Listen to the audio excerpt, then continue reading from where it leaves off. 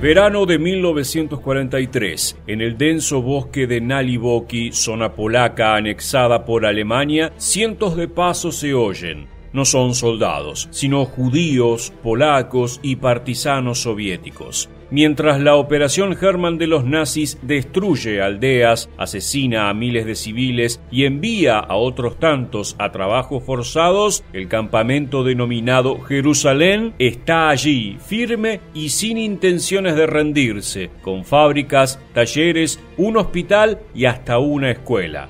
Quienes lo manejan son los Bielski, hermanos que hace más de 2 años escaparon del exterminio y se adentraron en la oscuridad de los árboles. Pero, ¿cómo organizaron un refugio que llegó a tener más de 1.200 personas y que resistió tanto tiempo al asedio alemán? ¿Qué evolución tuvo y cómo terminó su periplo? Si quieres conocer una de las historias más destacadas de la resistencia judío-polaca, atiende a este nuevo episodio de Historia Militar. ¿Estás listo? Pues entonces, prepárate para viajar en el tiempo. Tuvia, Asael, Alexander Bielski eran 3 de 12 niños nacidos en el seno de una familia judía de Stankevichi, aldea cercana a Novogrudek, Polonia, actualmente Bielorrusia. En 1941, Tuvia tenía 35 años, mientras que Asael y Alexander, también conocido como Sus, tenían 33 y 29 respectivamente. Todas sus condiciones fueron puestas a prueba en diciembre de 1941, meses después de que la invasión alemana transformara la ciudad de Novogrudek en un gueto judío. Sus padres y 2 de sus hermanos menores habían caído a manos de los nazis, junto con la esposa de Tuvia y la mujer y el hijo de Sus. Fue entonces que los Bielski no dudaron y se internaron en los bosques de Perlas y más tarde Naliboki. Pero si damos un paso atrás en el tiempo, nos encontramos con la invasión de la Unión Soviética al sector oriental de Polonia. Esa primera anexión convirtió a Tuvia en comisario y al resto de su familia en administradores. Por lo tanto, vale notar que las relaciones con sus vecinos no habían sido tranquilas. Tuvo que venir la operación Barbarroja y la llegada de los alemanes para que las cosas empezaran a evolucionar. Vamos, pues, al primer punto de inflexión en la historia de los hermanos, la construcción de varios refugios de madera utilizados por cerca de 40 familiares y amigos supervivientes. Claro, porque al principio su verdadero objetivo no era salvaguardar a otras comunidades. Tuvia se convirtió en el líder natural por su carisma y por haber sido un veterano del ejército polaco. Asael, de fuerte ética laboral, ejerció de delegado, y Sus, hombre que había tenido desencuentros con la ley por su temperamento, se encargó de realizar las tareas de reconocimiento. Hubo un cuarto hermano, Aarón, quien con 16 años también formaba parte del grupo. Rápidamente, los Bielski tomaron contacto con refugiados no judíos. En la primavera de 1942, su campamento se hallaba entre Minsk y el río Nemen.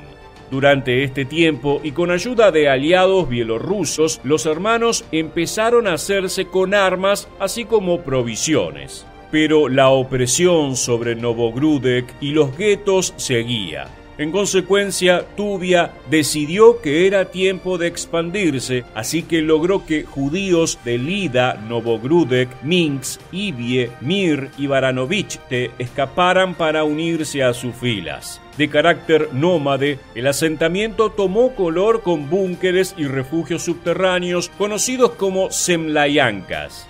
A fines de 1942 tuvo lugar un salvataje de más de 100 judíos que estaban a punto de ser aniquilados en el gueto de Ivie. Así, la cantidad de habitantes del campamento aumentó hasta superar las 300 personas. Incluso llegaron partisanos soviéticos que huían del antisemitismo de sus unidades. Tuvia lideró unidades de combate que, junto a los soviéticos, atacaron puntos alemanes mediante una modalidad de guerrilla. Dichas escuadras incluyeron asesinatos de colaboracionistas nazis que habían traicionado a judíos o revelado la posición del campamento. Ya en 1943, aviones alemanes arrojaron panfletos que prometían una recompensa de 100.000 marcos a quien ayudara a capturar a Tuvia. Las acciones del Tercer Reich no se detuvieron allí porque entre julio y agosto puso en marcha la Operación Hermann. El saldo de la llamada Gran Cacería fueron más de 60 aldeas arrasadas y 4.000 civiles muertos. ¿Fue este el fin de los Bielski? No. Mientras las comunidades alrededor del bosque de Naliboki eran devastadas, los hermanos retrocedieron al bosque de Yashinovo. Cuando la situación se calmó, volvieron a la zona y establecieron una base definitiva: Jerusalén. Desde el otoño de 1943, supervivientes judíos y no judíos se unieron hasta sobrepasar los 1.200 habitantes. Se podría decir que vivían en una pequeña ciudad, con hospital, escuela, cocina, herrería, molino y hasta un área de cuarentena para quienes sufrían de enfermedades infecciosas. También había talleres de calzado, relojes y sombreros, así como sastres, carpinteros y trabajadores del cuero y el metal. Tampoco faltaban establos, matadero, casa de baños, fábrica de jabón, local de embutidos, sinagoga ni cuartel general. A esta altura de los acontecimientos, el comando soviético que se hallaba en el bosque empezó a dirigir al grupo de los Bielski. Además, lo dividió en dos con el propósito de reorganizar combate, sabotaje, maniobras de distracción y servicio a otros partisanos. Aún así, Jerusalén nunca se desintegró. Arribados a este punto, hay que ir a la otra cara de la moneda. El Instituto Histórico Judío y el Instituto Histórico Militar de Varsovia tienen en su poder distintos testimonios que detallan comportamientos dictatoriales de los hermanos, así como borracheras, violaciones, saqueos y hasta maltrato y asesinato de los campesinos a quienes les quitaban las provisiones para sostener su campamento.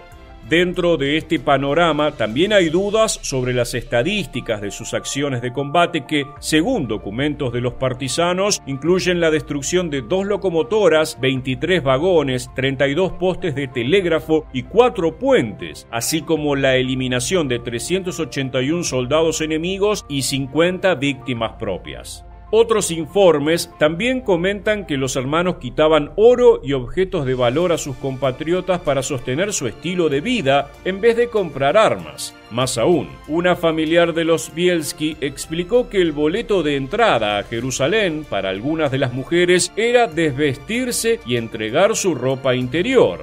Esa misma sobreviviente afirmó: cualquier intento de oponerse a sus reglas terminaba con una bala.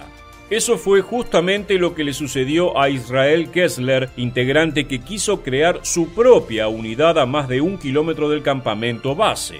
Tuvia lo mató de 3 disparos, según el testimonio de Estera Gorodieska, una mujer del campamento. El comunista Yusef Markvitsky también recordó la vida con los Bielski. A menudo las familias se iban a dormir con el estómago vacío y las madres pedían una cucharada extra de comida para sus pequeños. Todo terminó en agosto de 1944, cuando la Operación Bagrillon le permitió a los soviéticos recuperar el área. Jerusalén había sobrevivido. Sin embargo, los rusos interrogaron a los hermanos sobre el capital que habían recolectado y también sugirieron que habían fallado en la implementación de ideas socialistas. En este marco, Asael se transformó en conscripto para el Ejército Rojo y cayó en la batalla de Königsberg en 1945. El resto de los hermanos escapó. Tras el fin de la guerra se radicaron en Estados Unidos. Tuvia falleció en 1987 y le rindieron honores militares en Israel. Sus murió en 1995. En cambio, Aaron sigue viviendo. En 1994, un documental relató su experiencia. Y en 2008, la película Defiance hizo lo propio mediante una ficción que reavivó el debate por el retrato de los Bielski. Ahora que nos alejamos del bosque, llega el turno de preguntarte: ¿piensas que los elementos negativos de los hermanos Bielski opacan su historia? Déjanos tu comentario en la bandeja aquí debajo. También te invitamos a suscribirte y activar las notificaciones para conocer muchos más sucesos militares que dejaron su huella en la historia. Muchas gracias por acompañarnos y hasta el próximo video.